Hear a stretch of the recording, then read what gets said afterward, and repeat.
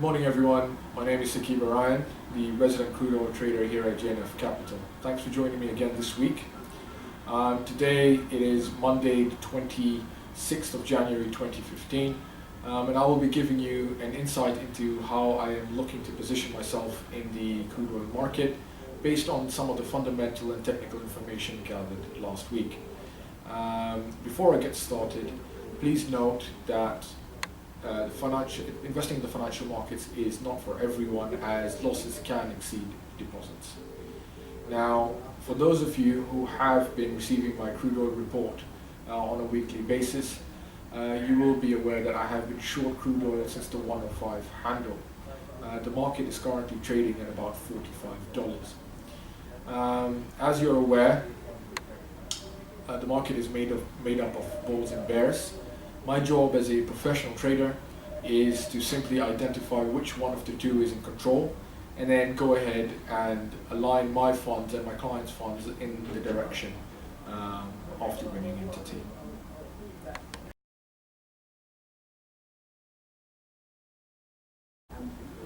Okay, so what are the bulls and bears doing? Let's start with the bears. Okay, now trading commodities is all about supply and demand. So if we try and build a picture up and see what the demand is looking like and what the supply is looking at, we should be able to gauge a fair picture of what the bears are looking at, because currently everything is quite bearish. Now, from a demand point of view, in light of the most recent data that was released, last week we had the IMF announce that they will be revising downwards their global growth outlook to 3.5% and 3.7%. For 2015 and 2016. Now, this is in line with what the World Bank did the week before that. Naturally, a slowdown in global growth means weak demand for our product, crude oil. Now, also another figure released last week was the Chinese GDP. The Chinese GDP came in at 7.4%. This is the weakest figure we've seen in 24 years. Still a good figure, but it is the weakest figure since 24 years now. Now, the IMF projects that figure will shrink even further to about 6.8% in 2016. Now, this is due to cooling pressures, cooling Chinese property market. Now, if we see, crude oil is quite sensitive to the data being released from the Chinese, from China. Now, from the Chinese data that's released in specific, the property market tends to impact crude oil quite closely. Now, if that was the deep demand side of things, you can clearly see that there is weak demand. If we look at the supply side of things, the Iraqi oil minister came out last week and announced that Iraq will be producing in the region of 4 million barrels per day. Now, Iraq is now producing at all-time highs. Other countries like the United States and Russia have already been producing at all-time highs. The United States has been increasing their production for the last 5-6 years. I mean, since 2005, really, their production has been steadily climbing.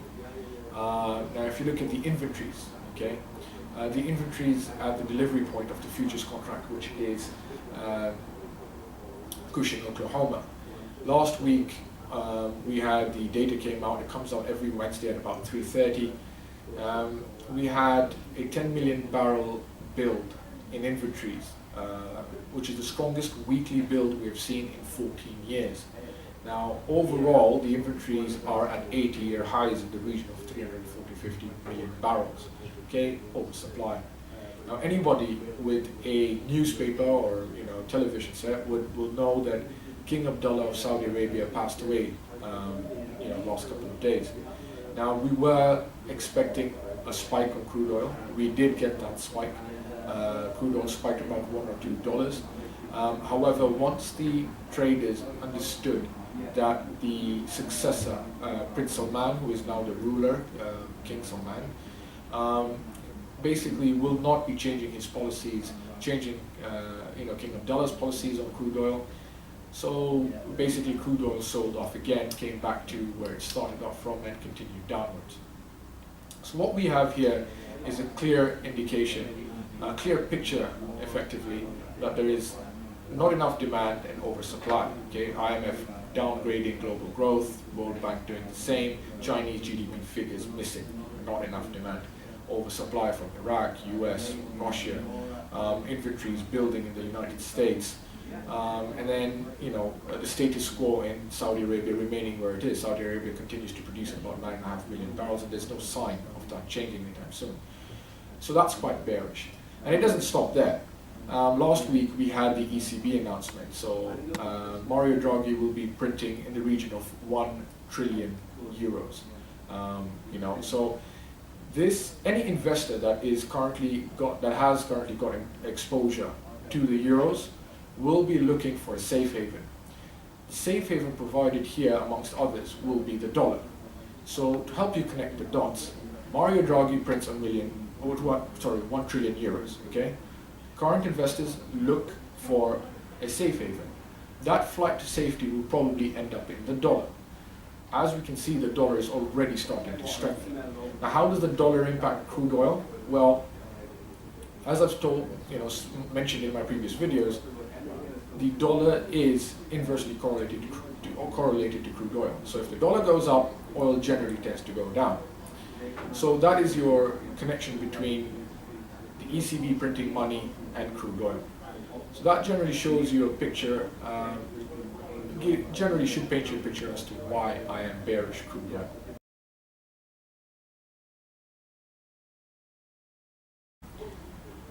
So what are the bulls doing? Now, I have previously mentioned that the bulls are certainly not in control of the oil market, and they have not been in control since maybe summer last year. However, there are always bullish arguments in the market. Now let's try and take a quick look at that.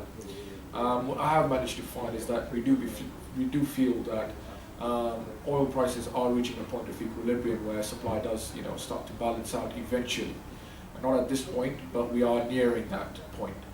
How do I identify that? Okay, look, the Saudis have had the agenda to push a lot of the oil majors out of business.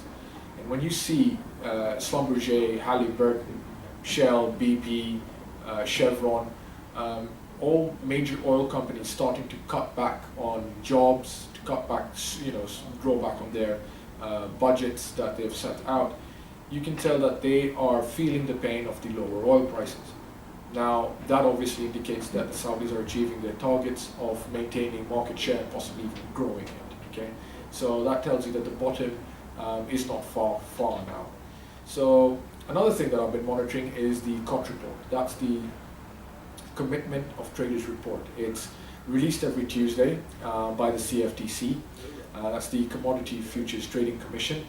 And what the COT report does is it tracks the positioning of major players in the oil futures market. Okay, you've got players such as commercial hedges. Now, commercial hedges consist of individual or companies that have exposure to crude oil prices by way of whatever business they're engaged in. For example, airlines.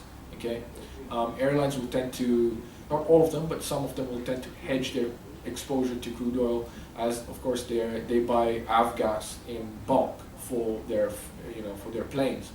So they hedge their positions in the markets to minimize their losses in case of fluctuations. Then you've got large traders such as fund managers and fund traders, basically who speculate on the market, for profits.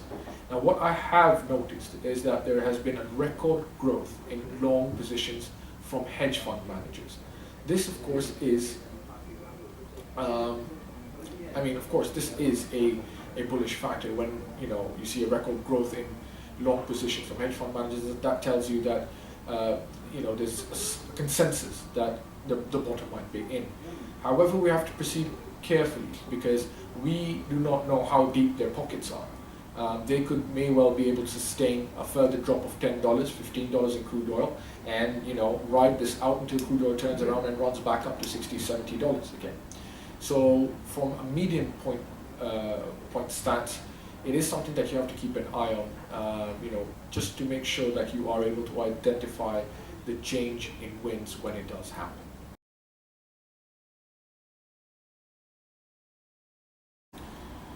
So what are my levels?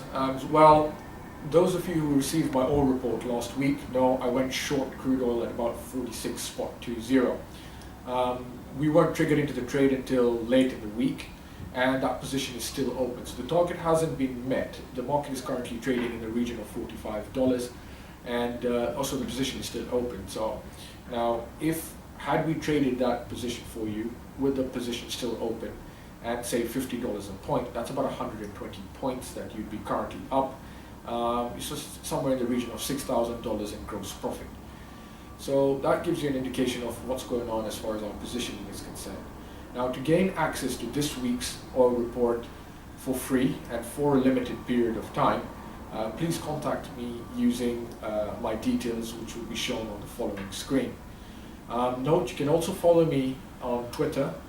My Twitter handle is @OrionOil, where I share my live information on crude oil perspective as well. So it'll give you an insight into what I'm doing, pretty much instantaneously. So thank you very much for joining me this week, and I look forward to seeing you next week.